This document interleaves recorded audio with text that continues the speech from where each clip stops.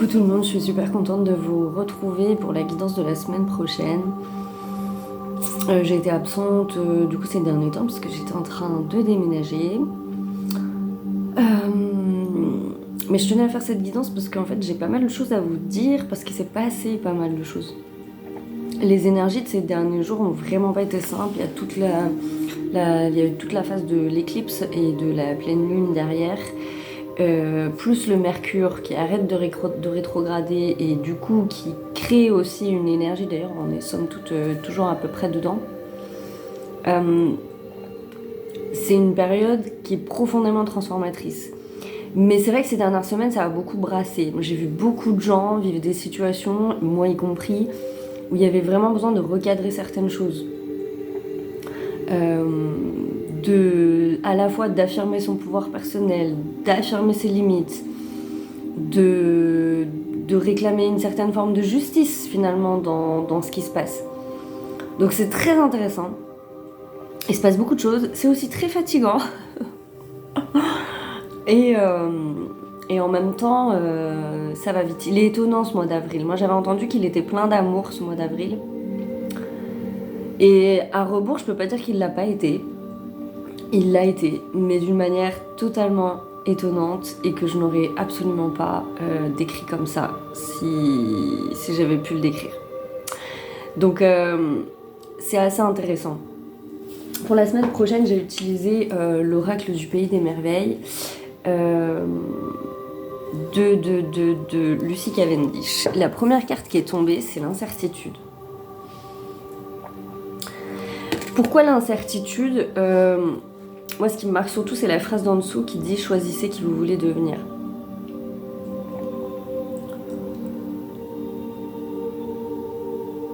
Je crois qu'il y a une certaine forme de notion d'être à la croisée des chemins en ce moment.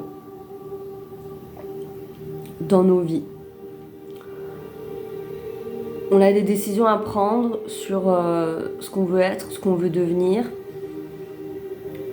On est poussé, je crois, à prendre certaines décisions, à aller dans certaines directions aussi. Il y a des gens, ça va être sur l'hygiène de vie, ça va être sur plein de choses diverses et variées.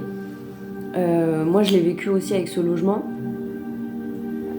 où finalement, je vous parle toujours de la flexibilité, il faut que je montre l'exemple. Et ce logement, je vous l'ai dit de base, je voulais pas y venir. Parce que la praticité faisant les 3 étages sans ascenseur, le quotidien il est quand même beaucoup plus compliqué avec un enfant en bas âge et un chien. Et puis il y a l'environnement que j'aimais pas non plus. Et je voulais pas y aller. Mais d'une certaine manière, j'avais pas trop le choix. Après, on peut débattre du fait qu'on ait le choix ou pas de faire les choses, mais c'était quand même compliqué. Il était temps en même temps que quelque chose se passe. Donc je finis par accepter ce logement et on va pas se mentir, ce qui m'a fait changer, en tout cas basculer dans autre chose dans un premier temps, c'est la joie de mon fils. En me connectant à sa joie et en le voyant si content d'avoir une chambre, si content d'avoir un nouveau chez lui et tout, je me suis laissée porter par sa joie finalement. Donc déjà premièrement ça. Et puis après il y a l'acceptation, puis après il y a la mise en place. C'est-à-dire qu'on doit se mettre en action pour organiser tout ça, le déménagement, essayer de se projeter dans le logement, où je vais mettre les choses et tout. Et puis ça crée une dynamique, ça crée forcément une dynamique qui fait qu'à un moment donné, tout d'un coup, on se dit finalement ah ok, je vais pouvoir me projeter comme ça, et ça amène autre chose, une autre forme de pensée, autre chose, une autre énergie qui s'installe.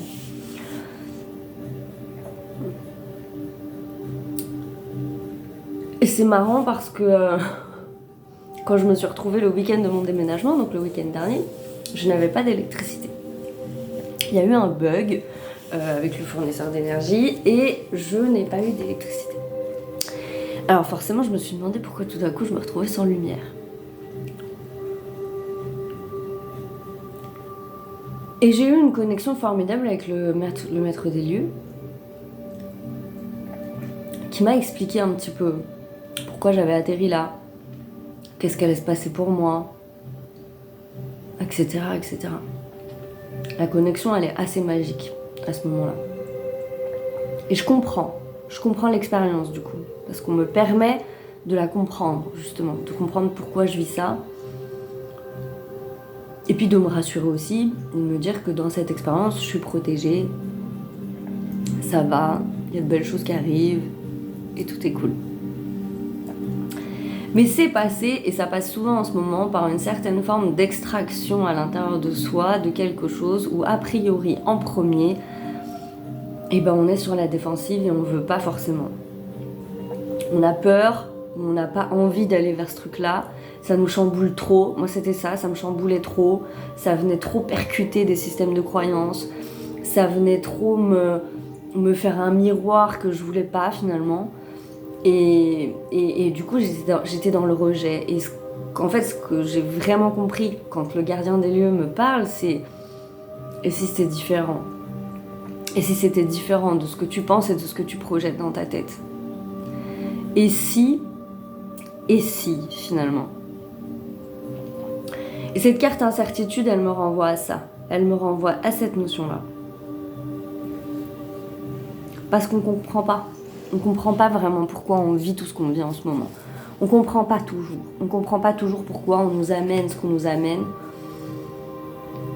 Et en même temps, dans ces choix, moi, ce logement, il était signe de libération, de plein de choses, en fait. Il était signe de récupération. Parce que j'avais pas mesuré, par exemple, quelque chose de tout bête. Et je le mesure petit à petit, chaque jour.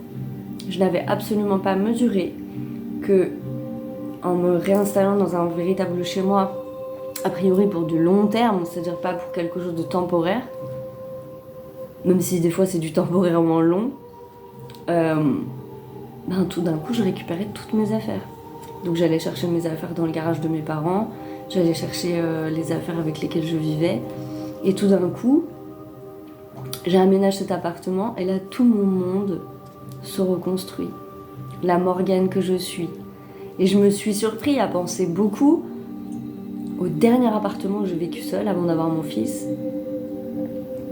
Et où en fait, cet appartement, il était à l'image de... C'était mon univers. Il était à mon image. À l'image de la Morgane que j'étais à l'époque, en tout cas. Aujourd'hui, j'ai changé, donc c'est plus totalement la même Morgane. Mais malgré tout, faut retrouver prise avec certains vêtements, avec certains objets, avec certaines dispositions, avec certaines habitudes. Il y a une reconstitution de pouvoir personnel qui se passe par ce processus. En tout cas, moi, c'est comme ça que je l'ai expérimenté. Mais je sais qu'il y a d'autres personnes qui l'expérimentent de manière différente. Et bien évidemment que sur le moment, c'est pas ça que je me suis dit. Moi, j'ai pas vu ce phénomène de récupération. Je l'éprouve depuis que je suis dans le logement. Et je trouve mes marques petit à petit. Et je comprends pas encore tout ce que la vie, elle m'amène. Mais je suis certes plus confiante qu'il y a quelque temps. Et plus dans l'acceptation aussi, parce que c'était aussi beaucoup de ça dont il s'agissait. Donc cette notion d'incertitude, elle est là. On choisit ce qu'on veut devenir, sur quelle vibration on a envie d'être, en s'affirmant face à certaines personnes, c'est ça aussi qu'on fait. On choisit qui on a envie d'être. Pas seulement la personne qui se laisse pas marcher dessus, mais il y a plein de gens dans notre quotidien qui nous voient pas tels que nous sommes. Ils ont une image projetée de nous-mêmes, où ils se disent cette personne elle est comme ci, elle est comme ça, des idées préconçues, mais en fait ils nous voient pas. Et cette affirmation là, elle permet ça, elle permet de dire stop, là je pense que tu te trompes sur ce que tu perçois de moi, et c'est pas grave, t'as le droit de te tromper, mais moi je vais pas te laisser aller dans ce truc là parce que ce que tu me proposes comme miroir, c'est pas bon. Oui, t'entends un petit chien aboyer, ah oui, c'est pas grave. C'est pas grave, il se passe rien de spécial. Non, tu te tais, Snoop. Dis donc. Bah non. Qu'est-ce que j'ai dit ? Silence. Mais il n'y a pas de menace. Est-ce qu'il y a une menace ? Non. Allez, je travaille là, hein, si ça t'embête pas trop. Bon, c'est apparemment les incertitudes, il n'aime pas trop ça non plus.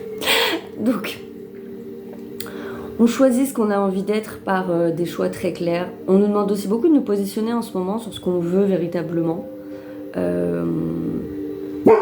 Ça peut être une relation ou tout simplement vivre l'amour.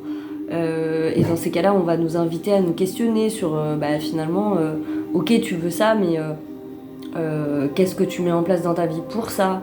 Ou qu'est-ce que tu laisses entrer ou pas? Quelles énergies et quelles vibrations? Voilà, c'est des questionnements qu'on va assez facilement se poser en ce moment. Enfin, c'est même pas se poser, c'est des choses qui vont nous être amenées. Parce que justement, comme on est déjà dans une phase de co-création importante, et deuxièmement, dans une énergie où cette transformation elle est en cours, ben c'est très important que ce qu'on veut, ça soit clair et limpide. Sinon l'univers il peut pas nous amener un truc si on est flou, si oui, mais non, mais oui peut-être, oh puis je sais pas, non mais je veux ça mais c'est pas possible. Voilà, quand on est dans cette énergie là, l'univers il peut rien faire, il est bloqué.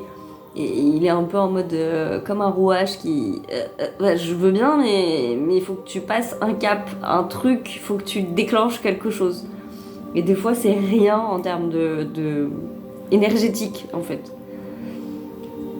Donc pour le début de la semaine, on pourrait être dans cette énergie-là. Parce que y a beaucoup de choses qui arrivent et qui seront surprenantes. Très surprenante je crois. Pour moi, jusqu'à septembre au moins, si c'est pas toute la fin de l'année, mais l'été pour moi sera surprenant. Et à mon avis, les mois entre maintenant et l'été vont être surprenants. Parce que certains sont encore dans l'énergie du choix, mais là quand on est... Moi je l'ai bien vu en rentrant dans cet appartement, il y a quelque chose qui s'est enclenché, comme si tout d'un coup... J'avais choisi un rail et ça y est, je suis dessus.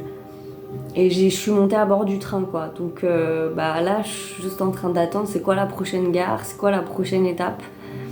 Et j'ai bien dit étape et pas épreuve parce que c'est vraiment l'énergie. Alors qu'il y a quelques semaines, mois en arrière, j'aurais dit épreuve.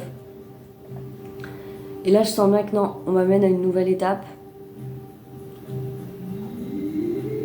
Et il y a vraiment une notion de se laisser surprendre.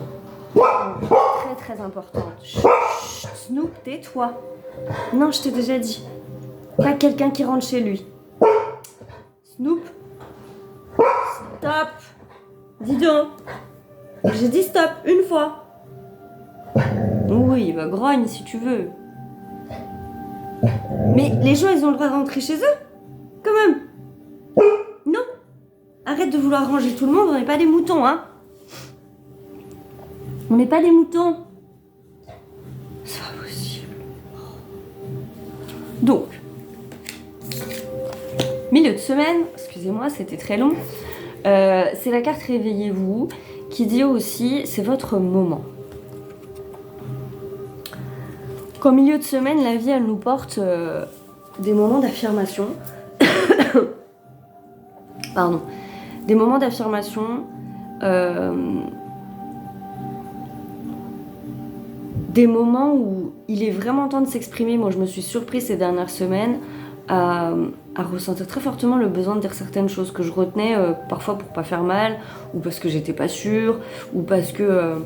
Et en fait, je me suis rendu compte que, non, parce que, en fait, en le disant, je m'aide moi-même, parce que du coup, je rentre dans un processus où je me respecte, où je dis ce que je pense, où j'affirme ce que je pense, et en même temps, les autres en face, ça les fait travailler.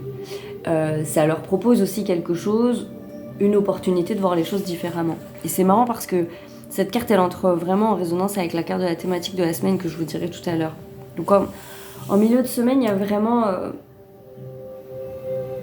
à la fois une prise de conscience sur la belle personne que l'on est, avec les belles capacités qu'on a en nous, qui sont fortement en développement. Ça, je l'ai ressenti et je l'ai entendu à mon entrée dans les lieux. En fait, à partir du moment où on choisit qui on veut devenir véritablement, et énergétiquement, on se permet, on se donne les moyens de le devenir. Donc ça veut dire qu'on accepte de changer certaines choses. Donc ça veut dire qu'on accepte d'arrêter certains comportements. Et ça, c'est parfois le pendant qui est un petit peu dur pour nous tous. C'est qu'à choisir qui on veut devenir, ça implique de lâcher certaines choses. Et c'est souvent ces choses-là qui sont très très difficiles à lâcher. Ça peut être des habitudes, des croyances, ça peut être plein de trucs. Donc, déjà on a ça. Donc ne pas avoir peur de se montrer, ne pas avoir peur de s'ouvrir à l'autre,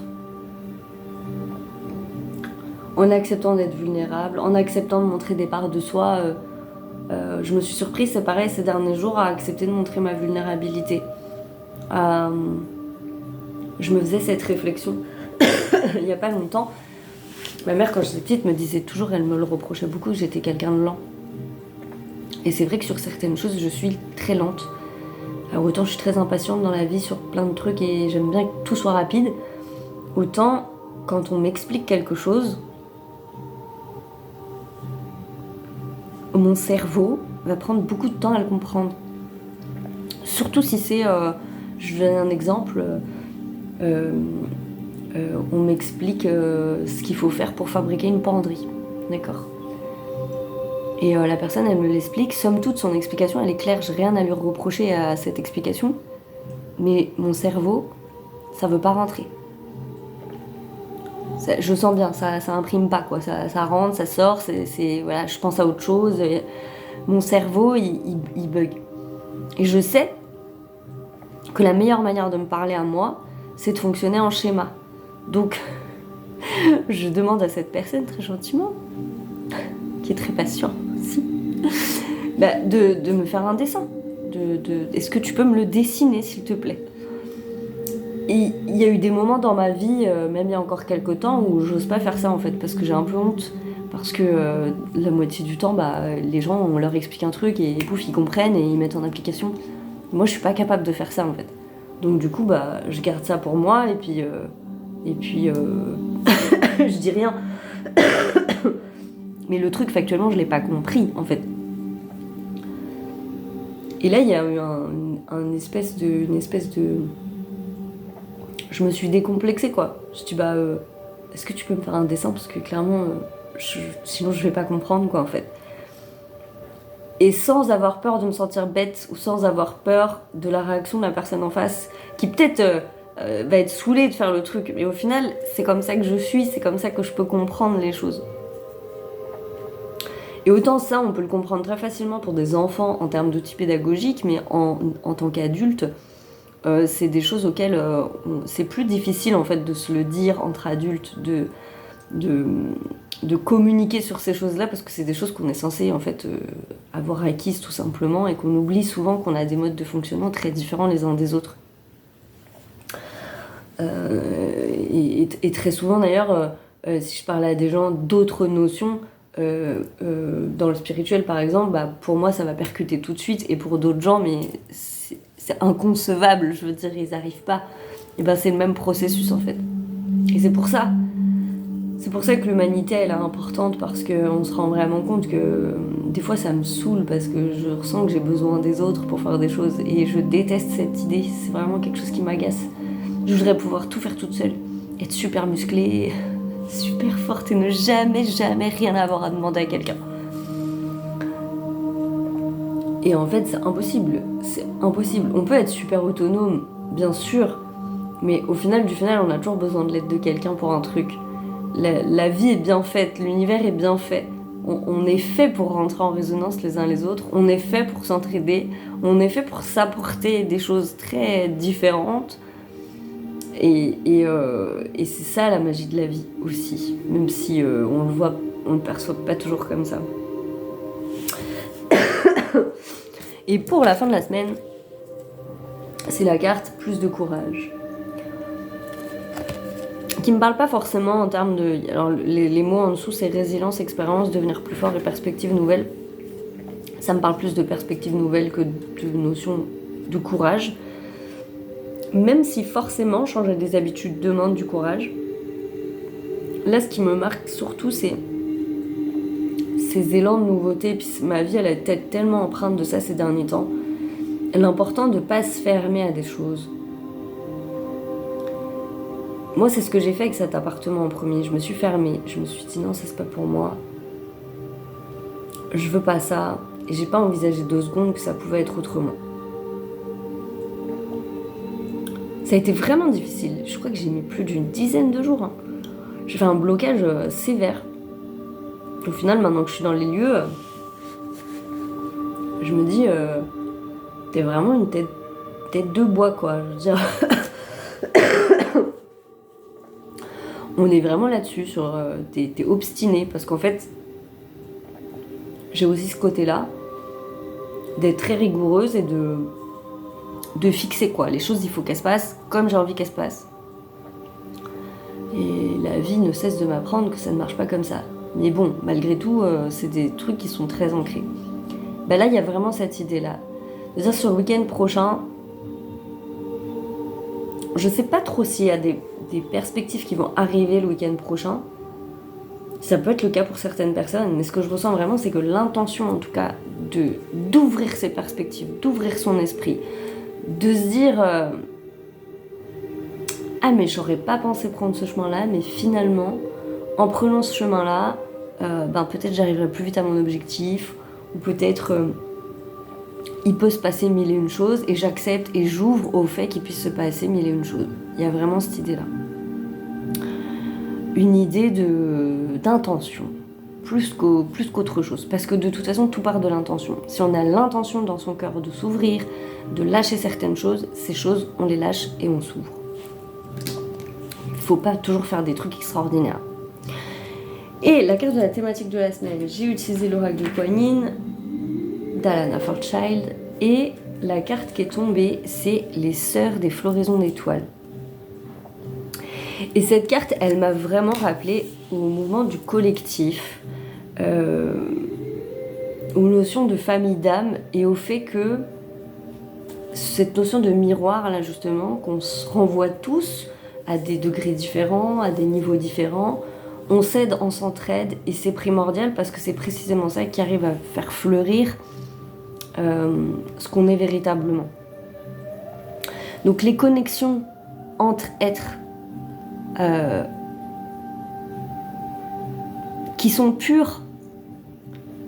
Je pense à plein de connexions que j'ai autour de moi qui sont d'une pureté très belle et qui sont super importantes. Il y a une notion de les chérir, de s'en nourrir, de ne pas hésiter à les nourrir véritablement. Et alors ça peut renvoyer pour certaines personnes des notions de demander de l'aide sur certaines choses, mais ça renvoie vraiment à surtout une notion de connexion et de partage, de miroir et d'entraide d'une certaine façon. C'est ce que j'entends. Donc c'est intéressant. Elle est intéressante cette semaine. On rentre dans un nouveau mois, une nouvelle énergie. Je n'ai pas encore reçu trop d'infos sur le mois de mai, mais si j'en ai dans les temps qui viennent, je vous dirai. Je vous souhaite une très très belle semaine. Je suis très contente aussi de pouvoir me dire que je vais pouvoir reprendre les vidéos. Et voilà, je suis contente de vous retrouver. J'espère que vous allez bien. Prenez bien soin de vous, reposez-vous bien et puisse vous arriver plein de belles choses.